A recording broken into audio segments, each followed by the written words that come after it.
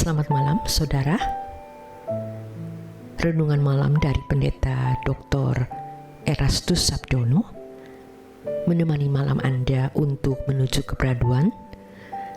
Bersama saya Yohana Ibrahim dengan tema Percaya Saja. Injil adalah kabar baik. Namun yang penting, kita harus mengerti isi dan muatan kata baik di dalam Injil. Kita tidak boleh memahami kata baik menurut versi dan perspektif atau sudut pandang kita sendiri. Pengertian baik dari Injil harus dipahami sesuai dengan versi dan sudut pandang Tuhan. Kalau kita membaca Injil dan melihat sejarah gereja mula-mula yang dimulai dari Yerusalem, yang ditulis dalam Kisah Para Rasul, dapat kita temukan bahwa mengikuti Yesus adalah jalan yang sukar.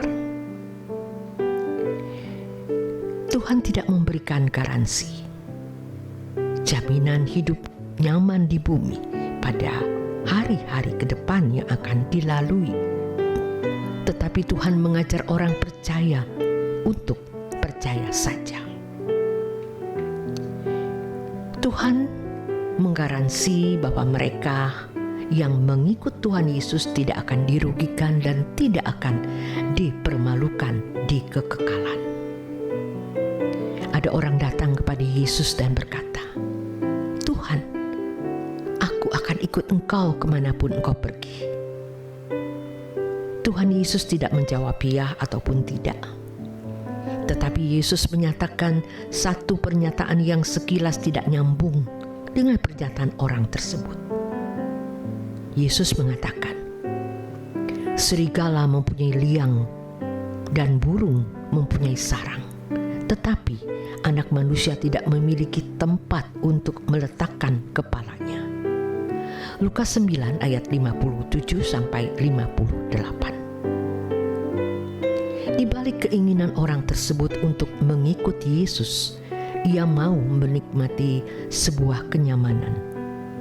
Yesus menunjukkan bahwa mengikut Dia akan menjalani hidup yang sulit.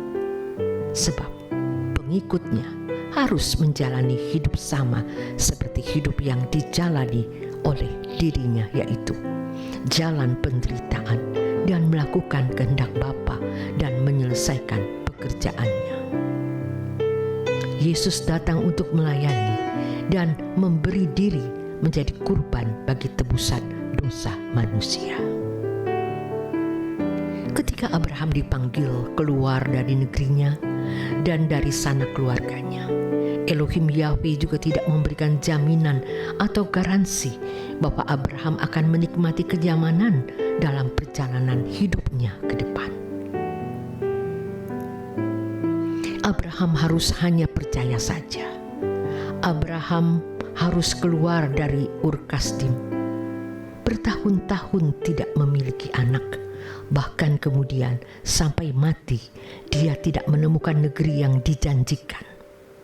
Ibrani 11 ayat 13 sampai 14. Sebab negeri itu bukan tidak ada, melainkan belum ada. Negeri itu baru bisa dinyatakan nanti ketika Yesus memerintah di langit baru, bumi baru. Mengikuti Yesus bukan jalan yang mudah, yaitu kalau mengikuti Yesus dengan benar, artinya sungguh-sungguh belajar firman Tuhan, menjalani kehidupan yang bersih, tidak bercacat dan tidak bercela, serta mengabdi sepenuhnya kepadanya. Dalam pengiringan kita kepada Tuhan, sering seakan-akan Tuhan memperlakukan kita sama dengan mereka yang tidak sungguh-sungguh mengikut Yesus. Bahkan Tuhan juga tidak menunjukkan hal-hal spektakuler yang membuat kita bisa memberikan testimoni atau kesaksian kepada orang lain bahwa ikut Tuhan itu menguntungkan. Sehingga kita tidak memiliki kesaksian atau testimoni yang menunjukkan keperkasaan dan keajaiban Tuhan serta kebaikannya secara khusus. Apakah dalam keadaan seperti ini kita tetap setia, bahkan lebih bersungguh-sungguh?